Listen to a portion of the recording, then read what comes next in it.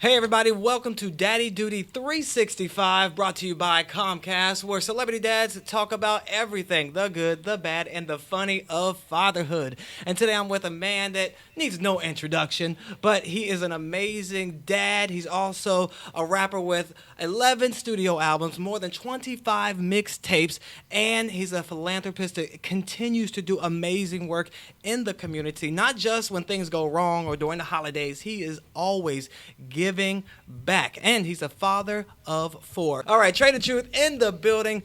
So go ahead and give us the kid roll call, the names, the ages, and the genders of the children. My oldest, Jared, is 19. My son, Danico, is 16. My youngest son, Houston, is 10. And baby Truth is a little over a year. A little over a year, and she is adorable. She cool not till she get in the mood. When she get in the mood. Trust me. What do you do when she gets in the mood?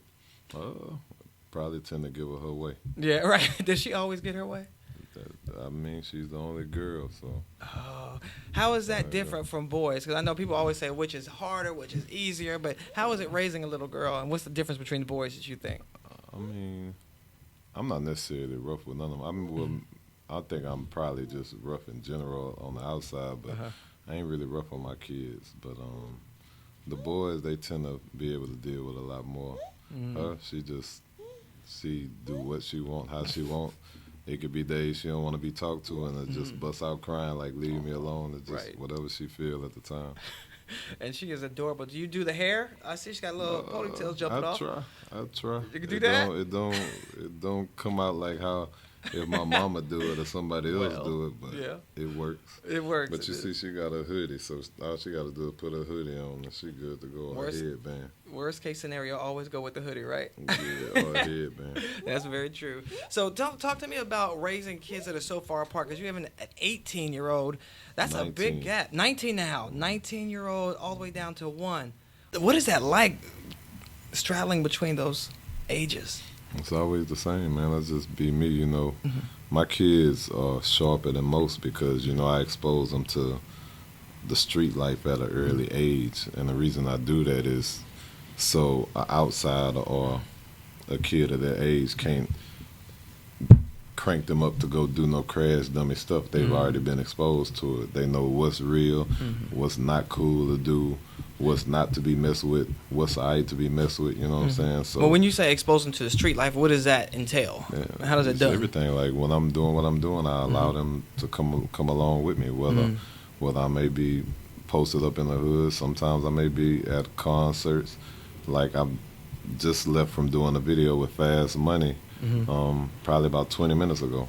You see, she right here with me, so I just exposed them to everything I have going on. You know, I don't believe in hiding stuff from my kids, and that way we have more of a homie relationship. So I don't have to worry about them being scared to come talk to me about certain stuff. They can come holler at me about anything. Now, whether I may be disappointed or not, that's something they have to deal with. But the value of our relationship is way more important, you know. So that's why I always tend to just let them in my world so they'll let me in theirs. That's a good point. That's a good way of doing it. Do you ever feel like you're going to be too much of a friend to them? Like, oh, I'm being too friendly, you know? I mean, you know, some people can look at it like that. I've never, all my kids never whooped one of them ever. It's anything that's been resolved is by a simple conversation. And my kids, they worry more about disappointing me than anything, you know what I'm saying? So their main thing is they don't really want to disappoint me, you know what I'm saying? So it works out. So what kind of form of discipline do you use? If you're not spanking, you do sit in the corner? I ain't got to do none of that. It's just a conversation. Like, man, you tripping. What did you do? And, you know, we talk. Playing with the J's. Yeah, So you just talk and they just understand it, get it like we got a real cool relationship. Man. You know, it's not I don't really have issues with my kids. To be honest with you, she's probably going to be the one.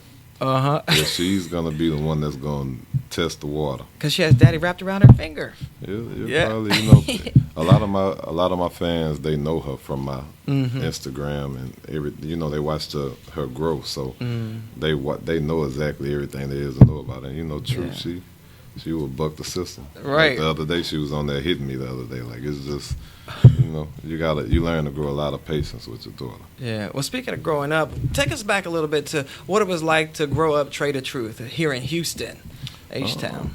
What was it like? Who was the father figure in your life? I have a father. Me and my father, we all right. I came up under my older brother. His name Dinky. He's actually incarcerated now, but that was who I looked up to. That's who I wanted to emulate and become. And he was highly respected in the streets. And I got out there, me and my little brothers and them. We got out there and we made our name on our own. And I was just one of them kids. For some reason, everybody clinged to. I was always able to lead a lot of stuff, and I was one of the ones that people would want around. A lot of the older heads would want me around. Like, it wouldn't be a situation where they had me around to be like, man, what is this child doing around us? It'd be more like, no, it's just a little homie. I soaked up a lot of games, so I was an old head way before it was time for me to be an old head. Do you feel like that made you grow up faster because you were just around it? Yeah, it definitely makes you grow up faster. Not even just growing up around it. It makes you grow up faster, experience and stuff. I got a brother doing 2 life sentences, 2 of those that were classified my sister's murder. It's like I was going through a lot of situations that an average human being wouldn't be able to handle, but let alone I was a child handling it. So how did you handle it, though? A lot of people wouldn't be able to. It just molded and made me who I am today, and which I'm appreciative of it. I don't think it's nothing good to experience a lot of those situations, but they made me who I am. I'm the person that everybody loves, and a person that's transparent and clear with everybody that they actually respect.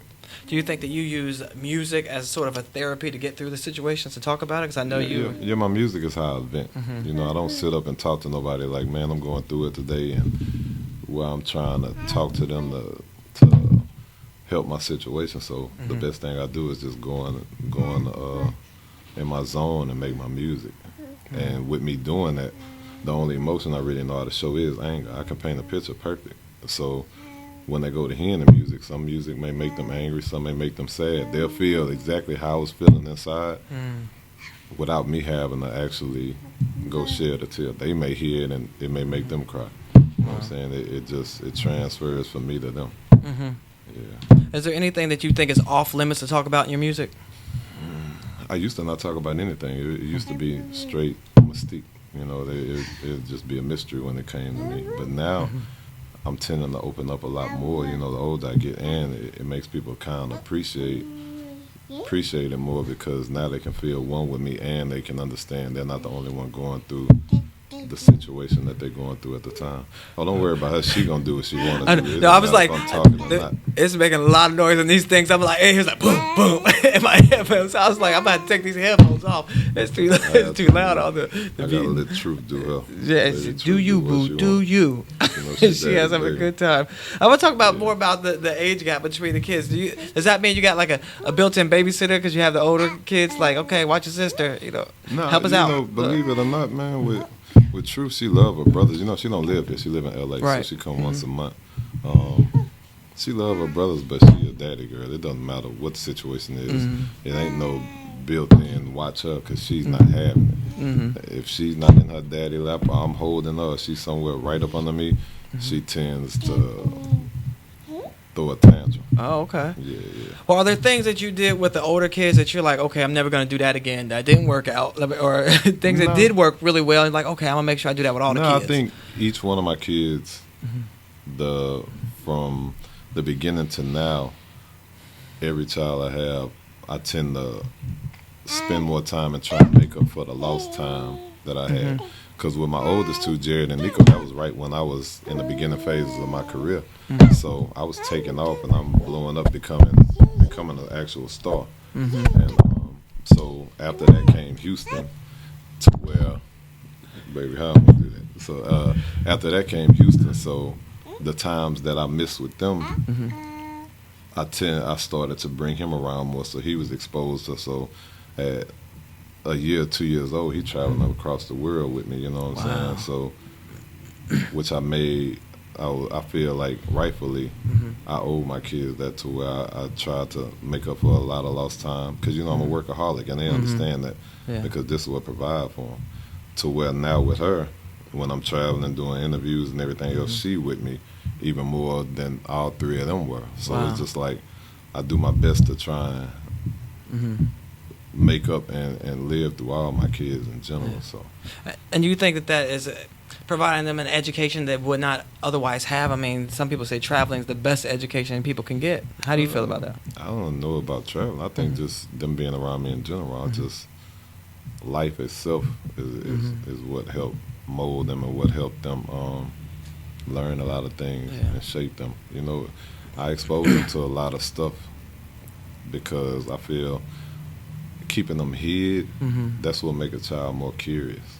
If I keep my child in a corner in a room or put up where they can't go outside or go do certain things, then they're going to be curious to know what's happening on that next block or what's happening over there with all these other kids, what they over there doing, or why they want to go get high or do this. Like, I'm curious to know what they got going on. So when you expose them to that, it's like nothing really excites them, you know. And our relationship tend to be a lot more strong, and our bond becomes a lot more stronger. You mentioned earlier that that she lives in L.A., and I know you were going through a custody battle. Still going through a custody battle, and I think in February. A lot of dads are in that same situation where they're going through a custody battle, which I commend, because a lot of times dads just say, I'm not going through that, and sometimes they give up. But you're fighting for custody, and you can tell you love your daughter, you love your kids. What advice would you give to other dads who are going through custody battles?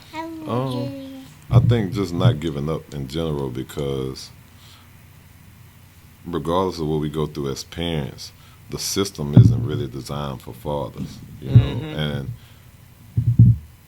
honestly, it rightfully was some fathers that did some trifling stuff and don't tend to care about their kids, and I can understand why the system is prepared for those type of fathers, but they got to understand each situation is different. You have some fathers that care about their kids, some fathers who wake up and go to sleep throughout the day doing everything they can do to provide for their children, and all they want to do is be present in their child's life.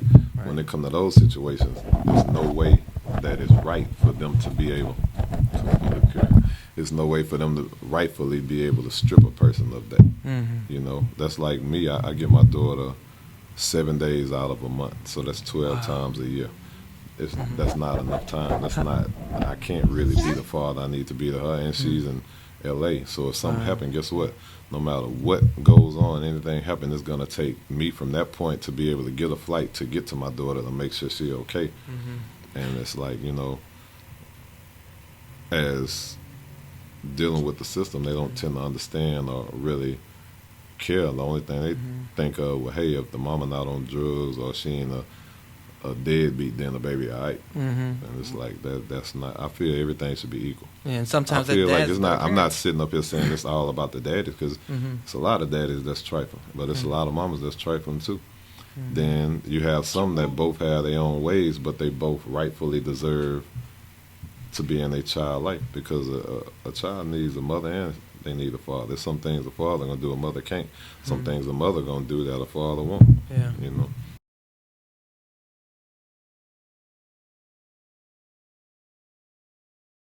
How does it make you feel that you do get so little time with her? It used to tear me up inside. You know, it used to be stressful where I wouldn't even want to come out my room. Where I couldn't focus on the music and other things, or even focus on doing what I do in the community as much, because I'd be thinking about my child. But then, actually talking to my other boys, you know, they helped me understand, like, we know you love all of us, but you have to understand you have other kids too. You can't just shut down behind that situation. And see, that's some of the stuff you have to learn to appreciate. I wouldn't be able to have a conversation with my kids like that if I didn't have that homie relationship where we can talk about whatever. Because, you know, they helped me snap out of it. So now it's to the point, if I'm only granted my 7 days, guess what? There's going to be the best 7 days of my life. We're going to have fun. And when you leave, it's to the next time. You know, like, rather than me whine and complain about only getting them days. I'm just gonna learn to value and appreciate them and have fun with her, to where she know when she see me again, we back on. When you're not with her, what do you think you miss the most? I think just the bond, man. The bond with me and Truth is she me all over again. You know, just Is that good or bad? It's just in a woman's form, and it's good and bad. It's very bad because you gotta understand she has the attitude, the temper, the aggressiveness, the wanting her way. But good wise, I could just sit back and look at little things she do and just be amazed. You know what I'm saying? Did your mother ever tell you, "I hope you get a kid just like you"? That's what my mom would say when I act up. "I hope you get a kid just like you." Nah, my mama, she love all her grandkids. So. Well, how many other kids actually live with you? None of my kids live with me. You know, it's Nico and Jared. They actually stay in Houston. They stay on the east side. They come whenever they feel they want to. You know, They're my older son too. Nico is disabled, so but very sharp and intelligent. So it's just on his mood. If he feel I want to go to Trae house right now, I'm going to Trae house. If he feel I don't want to be bothered, he don't want to be bothered. Jared work in Houston. Houston tend to cling on me a lot, so he find a way to get to me no matter what. And Truth, when she here, I can't really do anything. That's like my engineer's in the next room. He just flew in for me to work on music for the next few days. But we know it's going to be real interesting because it just depends on her mood. It may be like, Daddy, I'm going to let you record. I don't care what you got going on. You finna sit with me and watch Boss Baby or whatever cartoon I'm watching right now. So it's just... But that's another thing that I love about you and your kids. If we see it on social media, like you said, you're on the Breakfast Club, she there. Whatever it is, you know, you're doing videos, she there. That you're not afraid to include your kids in your life. And I think a lot of times parents say, oh, you know, you got to go to grandma's house. You can't come. You can't do this because, you know, it's not appropriate to have kids. Do you think that normal even people with think her, like that? I would be with my homie. We do silent listening parties for my music, Urban Fates, and sometimes I would have to go to a club. It's a private situation where you can come listen to the album. But imagine me walking in the club and I got Truth on my hip in the club. People looking like, well, where he going with her? And I'm looking like, if you think she not coming in, you can cancel this whole goddamn party because it ain't gonna happen. Like she gonna go wherever I feel I'm going. But what about And normal people? you know, You trade the lit. truth. You can get away with anything. Like, But, what about normal know, people? What can normal but people do? It's like, but I'm speaking of places that they don't necessarily fully know me like that. You know what I'm saying? But they understood afterwards, and they appreciated it because they see how me and her is. You know? Yeah. Now, you mentioned the Nico earlier, and I love that you have the organization Unique and Gifted that you created, and for him and all the kids are like his mother him. is really in charge of Okay. Unique. It's like it's a gift and a curse being me because I make sure that she's in charge of it, but you want to make sure I don't come into the situation and take all the value or all the attention. I want that to be towards them, so I kind of course I'm going to oversee it, but I play the backfield and let her and Nico decide what they want to do, and I just stand behind it, and we get it done. Can you tell us a little bit more about what the organization does? Well, right now they fully focus on all special needs community. It's no certain, most people be like, oh, well, I have a child with autism, and you think we only want children with autism. It's like, no, because my child doesn't have autism. What are some of his special needs? He's born with a cleft palate lip, and he has a chromosome abnormality. He's missing, I believe, chromosome 13, and that chromosome is very important. It can change different stuff. But the thing is, we value anybody's situation in anybody's case. So it may be somebody that may have a walking issue, or maybe somebody that just learns slower speech, or whatever the situation may be. We take everybody in. We take everybody in, and we make it one family, because you got to realize at some point, I believe, man, really is mostly at a point before we really kicked off Unique and Gifted.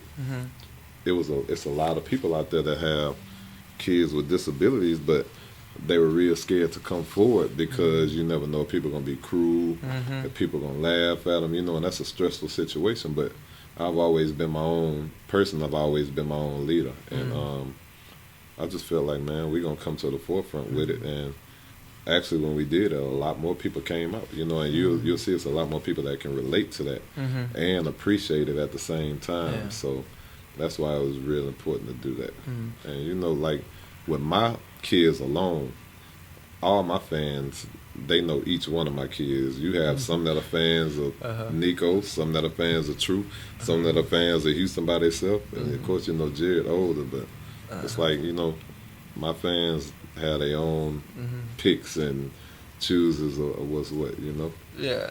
But one thing, as far as Truth and Nico, they definitely have my I don't want to be bothered vibe. Right.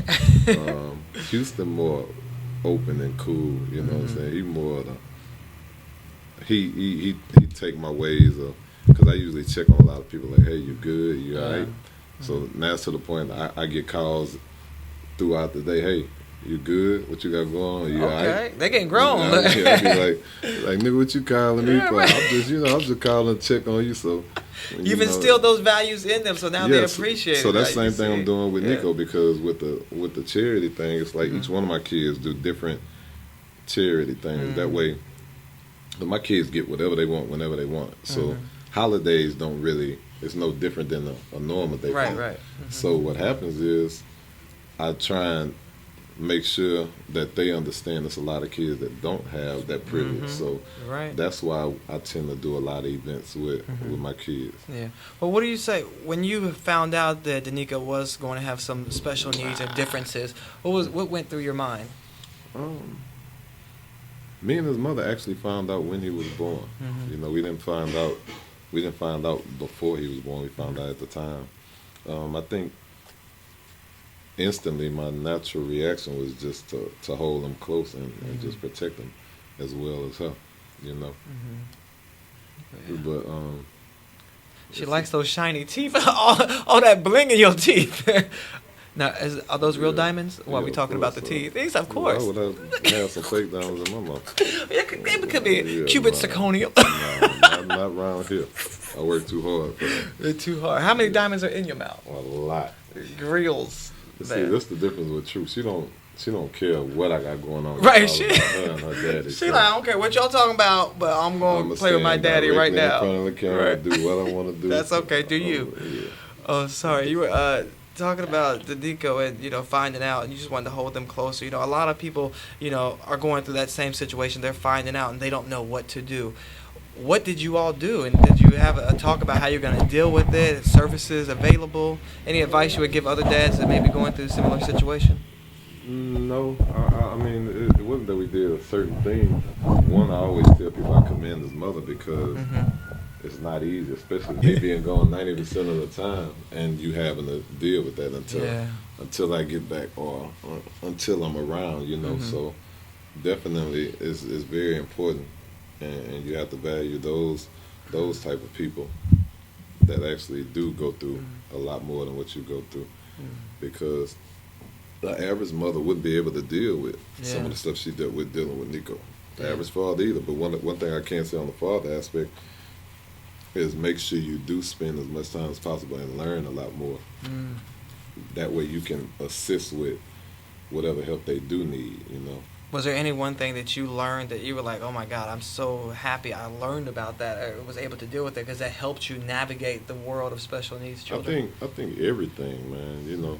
One thing that's funny is she tend to get on me because, my son actually he's in the wheelchair. I'm the type of person, me being the daddy I am, I would still carry him and other stuff, but when he's with her, he'll get up and walk. So it's like, she tried to get me to understand, like, look, your kids just run over you. You got to start being a little more firm with them. But, to each his own. We got a cool homie relationship, man. So what would make you get firm with the kids? You can tell you real chill. So is there anything that you can remember, a situation that you was like, okay, now that's it, I'm going off on you now? Put the daddy voice on. I'm more, man, my kids, I'm more goofy, man. I could tell you situations. I remember me and T.I. was on tour, and I got a call from Houston mama, and she like, I'm going to kill him. I'm like, what he done? This time. you know, he grow his hair out a lot. But when she put him on the phone, he has an afro, but he's missing all the front right here and all the side right here. Patches. Yeah, so I'm looking at him like, bro, what happened? And she's like, he cut his damn hair.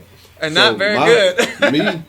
My first reaction is not, nigga, what is you doing? And I got a habit of saying nigga a lot, so my kids tend to talk to me like that too. But that was my reaction. My first reaction was I bust out laughing. I'm like, bro, what the you got going on? And y'all gonna understand, my kids know my language. I cuss out. We'll bleep that.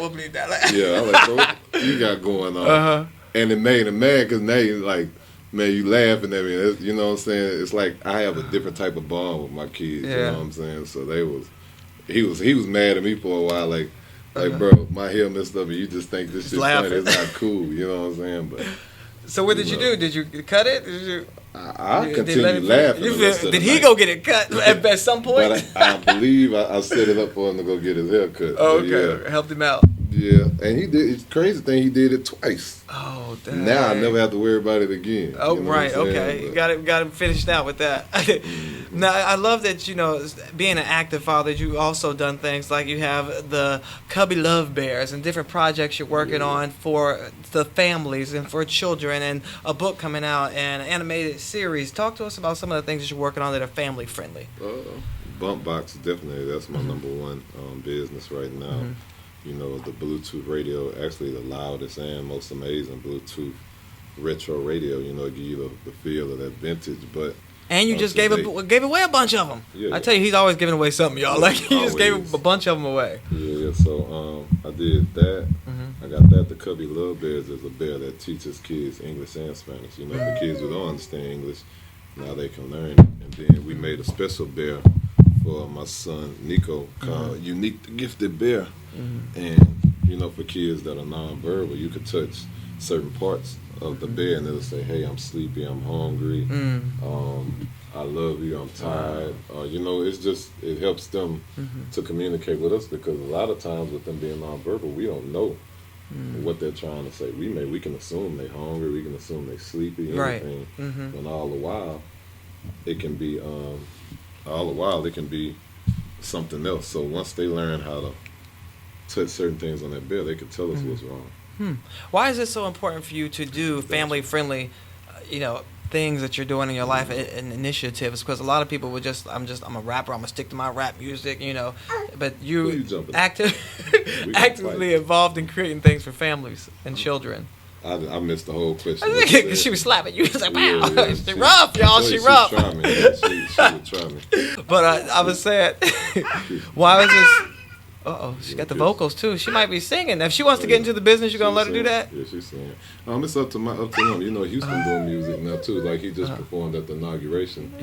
With me. So it's just whatever they want to do. And you had the opera there too. He was rapping with the opera, y'all. I was like, okay. Opera. You know, one of the only operas that actually won Grammy, Emmy, and Tony Award. First time collabing with rap. And wow, really? That was the first time? How big of a legacy that is for me and to have my son perform with it. Well, it seems like you're the mayor's best friend, or at least his favorite rapper, because you're always performing with the mayor of Houston. She's gonna try. She's getting it. She's getting it. Like, I'm trying to get to these questions so she can go take a break. Like, but what is it like being on speed dial with the mayor of Houston? And he's gave you a day. You have your own day here, July 22nd, right? 2 days. Yeah, I got 2 okay, I know about July 22nd. And the Hurricane Harvey Hero Day I had. Oh wow. I got the key to the city. I have my own day in Milwaukee also. You just collecting days, going around the country collecting days. I tend to, man, a lot of stuff that come, I don't really even expect it. I just kind of let it be there. That's because you're doing so much of the community. I recently was out when you were giving away 50 Christmas trees. Then you did a toy drive, gave away a bunch of toys for Christmas. You just gave away the boom box. You were always helping out when disaster strikes. Every single day I look up, Trae the Truth is out there doing something in the community. But the crazy thing is you only get to see half of it. 10 to 20%. Yeah, wow, 10 to 20%. Away. Wow. You got to think the day I seen you, I did 4 or 5 different events. Wow. You just caught the person. So why is that so important? Because a lot of people would do, there's a holiday, let me do one event. Why is it so important for you to constantly always give back, which is an amazing thing? It's just not. Girl, we just finna fight. it's just a natural instinct, man. You know, just to be there caring for people because that's what helped people. You know, sometimes that little moment of being up for them and know that they're not alone definitely can mean a lot of things. But it's always been that way with me. Do you feel like it's your responsibility? I just told you not to throw them. You see how I tell you she tried me? Watch this. She gonna do it right again. Look. Do not throw it. Wow. I think she think it's a game now. She's like, Daddy said don't do it. I think I was saying, why is it so important? And do you think it's your responsibility because you're in the public eye, because you're a rapper? Not because I'm in the public eye. It's just my responsibility is me. It don't matter if you're in the public eye or not, man. Sometimes people need help. You know, people always think, hey, is it because only entertainers got help? There's people who don't do entertainment that help. I learned helping a lot from Jay Prince and stuff. You know what I'm saying? So there's some people that even be behind the scenes doing a lot. So you gotta. But do you you gotta feel understand that it's all kind of people that need help. Do you think other people should have that as their responsibility? I don't judge. It's If like, you no. want to and it's genuine, do it. If not, I'm not gonna tell you what you should and shouldn't do. You know, because that be a lot of people's problem. They always feel like, well, they need to be doing this, they need to be doing that, but then how can you say that? Because nobody's telling you what you need to be doing. Right. So, no. All right, we're almost done, baby truth. I gotta ask you about raising this daughter again because she is just too cute. She is gonna be a heartbreaker, y'all. Y'all see this face? If you haven't seen it, look at her on Instagram. She is gonna be a heartbreaker. What kind of dad you gonna be? Are you gonna be the one who has the gun locked and loaded and ready to go, or are you gonna be like, stay away from my baby? Nobody's good enough. No, I don't. They just gonna know. Don't play with this one. There's gonna be a lot that come with it. So. But you're gonna be like the intimidation tactic. Come talk to me. I don't even think it's really about me being intimidated. I think they just know. Like even in the city of LA, when they see her, they know like that's homie, that's big homie child. So it's always, you know what I'm saying. She know I'm protective of all my kids, man. Like, you know, I hate to use this term, but I'll go to the grave or I'll be in prison the rest of my life behind any one of my kids. That's just how it is. That's how it's gonna be. Do you think that you would treat women differently now that you have a daughter, or you talk about them differently in your music because you have a daughter? Has that changed? Sometimes. I mean, man, music is music. I just, you know, that's a form of expressing myself. But, you know, I ain't never been just hella disrespectful. Yeah. You know, so I ain't really got to change much of nothing. Yeah. We have this segment we like to call I Love My Kids. She loves my music. But now that I think about it. She be bouncing to it. I see her jump into the music. Put on the song right now, she gonna go. Yeah. We have this segment called I Love My Kids, but because there's always something that grinds your gears about your kids. It's like, I love them, but she just won't clean that room. What is it with you? I love my kids, but. I love my kids, but she clearly have me on edge at all times just from her moves. I mean, your nerves must be like, she's like got to jump. You never tell her when she's going to move. She's got a lot of energy. Before we go, just one piece of advice you would give Trae the truth before he had children. I don't know. I used to be a lot more reckless than I can. You know, kids definitely gonna make you think twice before you put yourself in certain situations because you gotta make it back home to them by any means necessary. Because you living for more than just you. Any projects you want to talk about before you leave? My album Exhale is out right now. It is out. My album Exhale, you know. And you bring the fire with this one, of course. It's out the cartoons. Still working, you know. I'm under management by Bobby D and Snoop Dogg. So part of Uncle Snoop's on me. I'm actually still currently on tour with Snoop. And you just had an amazing conference here in Houston. Y'all packed the house, sold out, every show killed it. Been sold out. With Snoop, RJ, OT Genesis, Warren G, Bump Box, Cubby Love Bears, which is about to really take off. I'm part owner of a CBD company that haven't been announced that's coming. I got Trae merch, which is all different type of clothing lines. From my clothes, you can see Truth got on her ABN onesie. Okay. And, you know, always doing my Angel by Nature and Relief Gang stuff in the community.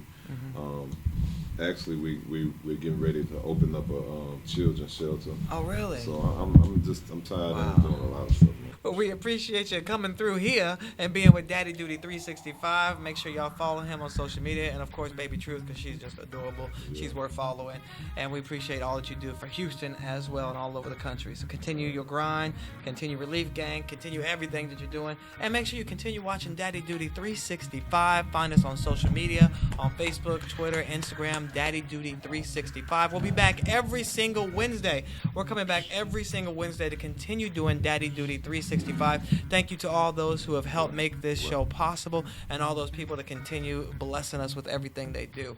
All right, everybody. We'll see you next Wednesday for another episode of Daddy Duty 365. Follow, share, subscribe, all that good stuff. Get it in there. And thanks again to Trae the Truth for being on the first live Daddy Duty 365 episode. Give it up for Trae. All right.